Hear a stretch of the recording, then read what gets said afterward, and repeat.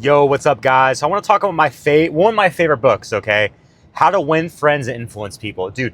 This is a book that will change your life. You will be someone who's way more influential on people, um, easier to make friends. Just easier dealing with people in general. Okay, so many people, man, we don't know. Even though we think, man, we see the title of that book, and you're like, oh, I know how to make friends. I know how to influence people. I'm too good for this. I don't need this. Like, who am I to pick up a book like this? Okay, who am I to be someone who needs something like this? Listen, man. Listen. You are wrong, buddy. And it's funny because me saying that actually goes against one of the principles in the book, and I'll let you know what. But man, it's one of those books where you think you want to like influence people. Like, for example, you want someone to see your point of view, right? You want someone to see your ideology, your political point of view. You don't tell someone they're wrong, right? And that's where I messed up by saying, "Oh, you're wrong, buddy." Um, but in fact, because what happens when you tell someone they're wrong is that they double down. Their ego kicks in, and they don't want to hear that. They would start thinking of things why they're right and why you're wrong, and all kinds of things. So, in one example in the book, right? I forgot which guy. It was like Andrew Carnegie or something like that. So the big businessman of the time, right? It was him or someone else. Basically, he wanted these guys to stop smoking in his building or stop smoking cigarettes outside the building, something like that. Instead of being big Mr. Boss and being, hey, stop fucking smoking cigarettes, stop doing this shit, where so many people do that, he gives them cigars, really nice cigars, goes, hey, I appreciate the fact that you guys are not the type to want to smoke in my building. Dude, think about that, man. So instead of challenging their ego, for the first way, hey, don't fucking smoke around here, no fucking smoking, it gets people like, all right, to your face, but fuck you, man, behind your back, right? You don't want that, man. You want them to, if you want someone to truly do what you want them to do, man, you want them to respect you. You want them to leave that interaction being like, whoa, man, that was actually a cool guy, and I like him, and I don't want to let him down, right? So that's why he did what he did. He gave him a gift, and it was like, hey, I know you guys are the type of stand-up guys where you're not going to smoke these cigarettes, or cigars in this building, all right? So another example too, I was out and about on a coaching call with one of my viewers actually, let's say like 2 months ago, man. On the phone, I had my pup, right? So my pup's always with me. Had my pup with me, and it's part of town where everyone has their dogs off leash for the most part. And this guy, and she was digging a hole, place where all the dogs were digging a hole. I always cover back up, but I'm letting her dig a hole. She's a fucking dog, dude. And she wants to dig a damn hole in a place where the grass is already torn the fuck up and all other holes are at. I'm going to let her dig a hole. Because I'm going to cover it back up. And this guy, man, this dude looked like a, old stoner hippie dude. Whatever. Not that it's important, but it's just funny because in my head I have to like say it. But, and he's like, hey, man, fucking, this your dog? Like, just tell her to stop digging. And then like, it's one of those things where I'm on the phone with my viewer. We're having a coach call, and I was like, the way he talked to me didn't command respect back, okay? So I shushed him. Wait, I'm on the phone listening to my viewer because I'm doing the coaching call. I shush him, and he gets mad. He goes, man, don't fucking shush me, this and that. And then so he starts being kind of aggressive, right? However, I'm like, hey, I told my viewer, pause real quick. I'm like, hey, listen, man, I'm going to cover the hole.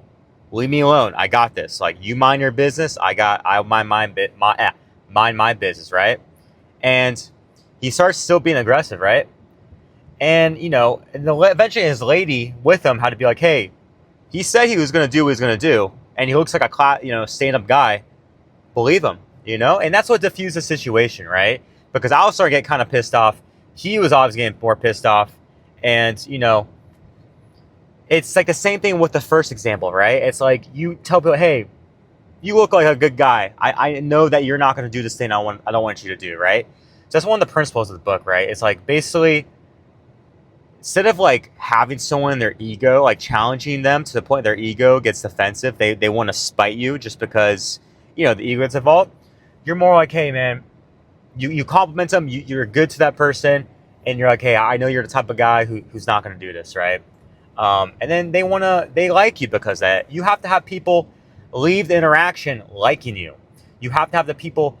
You can't just be based off intimidation because that's just going to work on your up to you like face to face, right?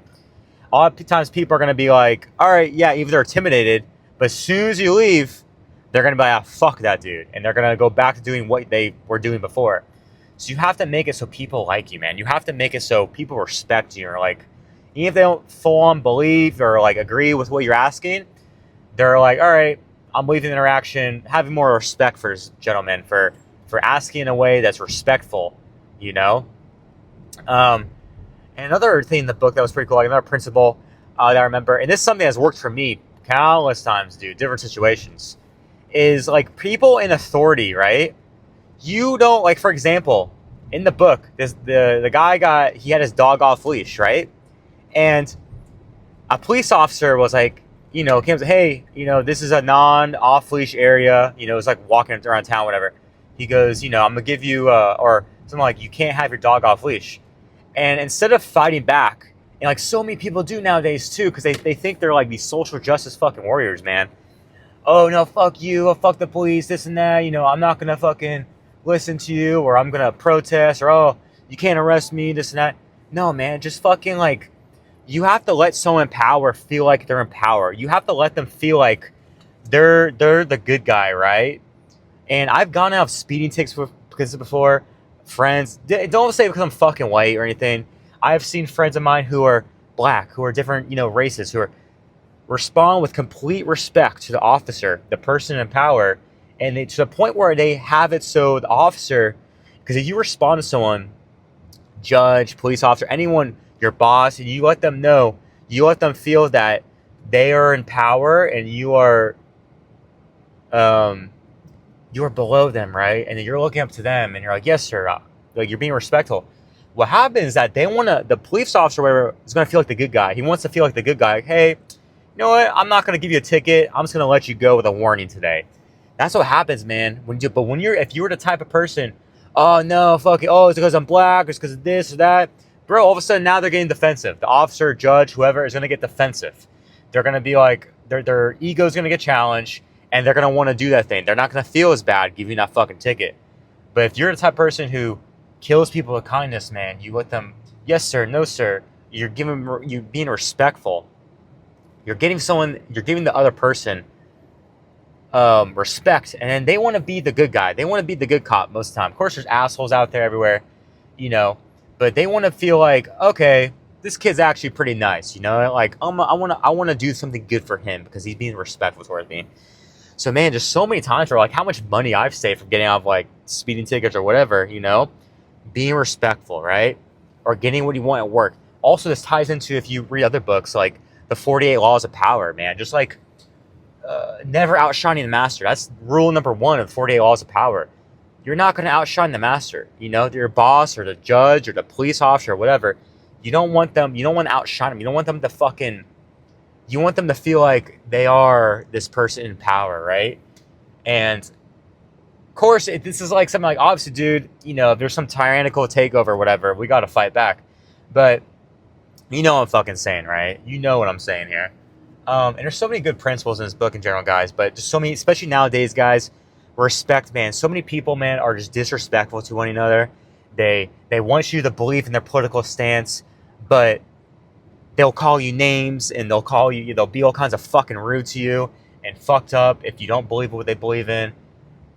Like, dude, if you want to influence people to be on your side politically or whatever side, or be your friend, or get out of a bad situation at work, or this or that, respect, man. Especially today, respect is like not as found easily as it was years ago, man. People are doing crazy shit on YouTube and online TikTok for views, disrespectful things, man. So respect is something as a higher currency nowadays than it did before.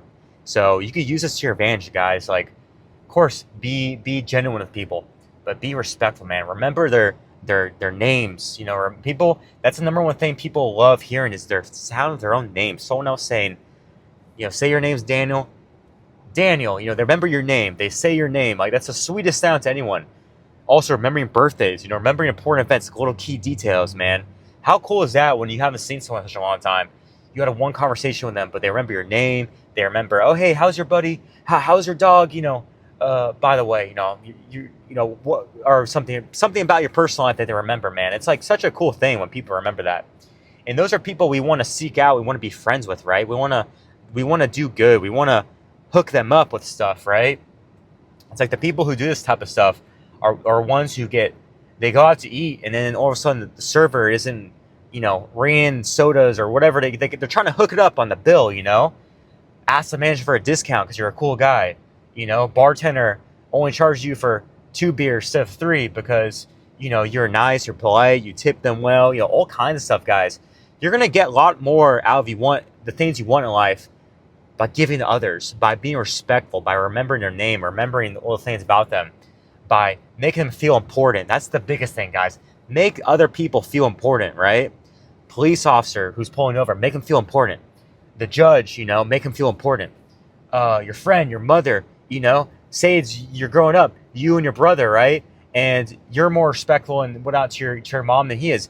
You're probably going to get more shit. You're probably going to get better Christmas presents. You're probably going to get better stuff, you know, than your brother who's disrespectful. Guys, now more than ever, read this book. I missed out so many things that I'm not even telling you about in this video, but read the damn book, guys. This is going to change your life, right?